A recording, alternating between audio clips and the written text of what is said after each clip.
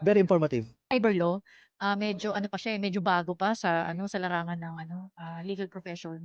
So, thankful kami sa ganitong mga seminars at saka dun sa book na nilabas nga ni Kuya Jimeno, nakakatanong kami ng yung mga malabong part dun sa book or yung malabong aspeto ng, pagpo-prosecute ng ano, cyber cases. Magandang part yung napakinggan namin kanina yung AI kasi ano na tayo ngayon, eh, so much ano, social media. So, ang bilis ng ano, ng kalat ng information.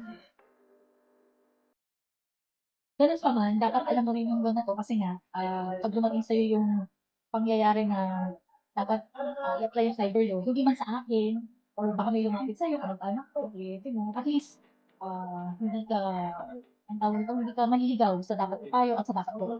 Anything cyber, AI related, emerging ano siya 'no, parang very new field.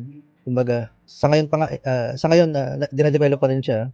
So, miski yung field ng law is naapektuhan. Hindi lang lawyers 'no, hindi lang lawyers, lahat ng tao actually. So, kailangan silang magkaroon ng mga ganito 'no, para magkaroon sila ng sufficient information para ma-traverse yung ano, itong tungkol sa AI.